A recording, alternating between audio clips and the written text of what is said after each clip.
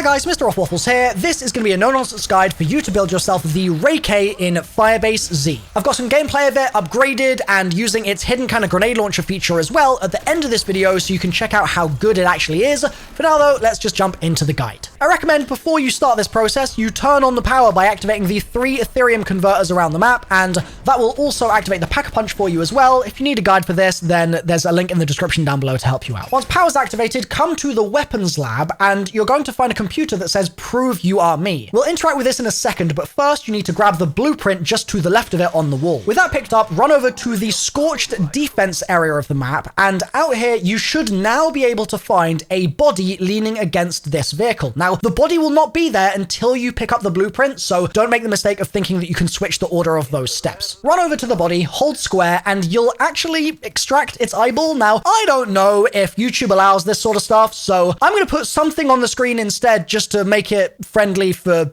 children, but you know what's going on here. Once the animation finishes and you've held square to get your eyeball, you might also have some intel on the floor that you can pick up here, so don't miss out on that. With eyeball retrieved, run back to the weapon lab and place it into the retinal scanner. This will cause a desk drawer to open in front of you and you'll be able to grab a key from inside. You'll also notice that the computer screen will change color now. With the key picked up, you're going to run over to the barracks and start opening lockers. There's some intel in the lockers which you can grab if you run into it, so definitely do that, but what you're looking for is a mimic. There are 6 lockers in barracks 1 and 3 lockers in barracks 2. Multiple lockers will spawn in mimics, but only one of those mimics will drop you the item you need. So make sure that you open lockers and kill mimics as they spawn in, and one of the mimics will drop you the barrel stabilizer that you're looking for. Pick it up off the floor once the mimic has died. Next up, we need a fuel cell from a mangler, and these things are only going to spawn in at around 15 plus. Also, the first mangler you kill is not guaranteed to drop you the part right away, so you will probably need to do this with multiple manglers to get the part you're looking for. This is my first attempt in my game to get it from a mangler, and as you can see, I didn't get the part despite shooting the cannon arm, and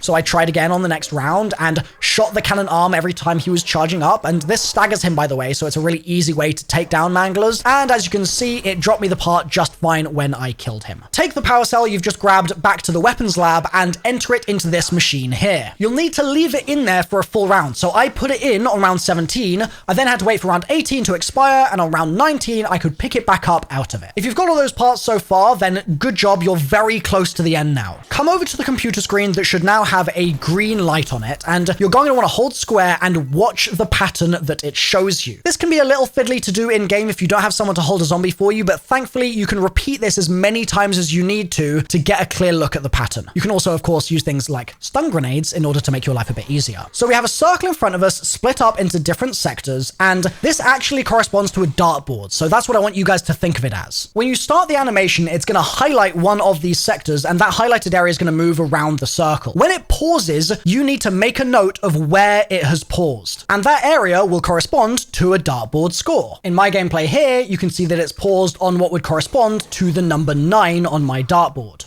Then it will move to another area and you need to again take a note of whereabouts it has paused. It will then do this one more time, moving to its 3rd and final position, make a note of where that is, and then the animation will be finished. In my game, I had the dartboard scores 9, 17, and 12. With your positions memorized, come back to the spawn area of the map. In the village mess hall, there's a dartboard on the wall, and we're going to shoot the scores that we just saw represented on that computer screen. So for me, it's going to be 9, 17, and then 12. Finally, you need to shoot the bullseye in the middle, and if you've inputted your numbers correctly, it will rotate and a part will drop out that you can pick up. You obviously can't just copy my numbers 9, 17, 12 though, guys, so make sure that you're looking at your animation, getting 3 scores in a row, basically, and then using that to shoot the dartboard and get your part. You can also use an unpack punch gun for this. It doesn't need to be papped like mine is. With the part picked up, you can go back to the weapon lab and build yourself the RAI-K on the little buildables bench in there. And voila, you've got yourself the RAI-K. Now you can go and pack-a-punch it if you feel so inclined back in the spawn area. It can be triple pack-a-punched, which is pretty awesome. And you've got this alternate fire with it if you press up on your D-pad or B on your keyboard, which allows you to fire basically like a Beyblade disc. That Beyblade disc will also have an orb inside it. And if you shoot the regular ray shots into that, I know that sounds confusing, but just go back to the regular gun basically version of it instead of the like grenade launcher version. Shoot into the ball and it will create like a little blast effect, which should be able to wipe out hordes a bit easier for you. So yeah, it's a pretty damn awesome weapon, I feel like. I'm a big fan of this one, and I think the fact that you can get it guaranteed from these steps is awesome. It's a great addition for Firebase Z. You can also get this gun out of the mystery box, and you can get it in trials, so there are alternate routes to getting it if you don't want to go through these every single time in your game. Trials are probably the easiest option if you don't feel like giving these steps a go, so give it a shot. That is going to wrap things up from me, though, so thanks for watching. Drop a like if you've enjoyed this guide. I worked really hard to try and make it as clear as I could, and hopefully I'll see you in more Firebase Z videos on my channel nice and soon. Bye for now.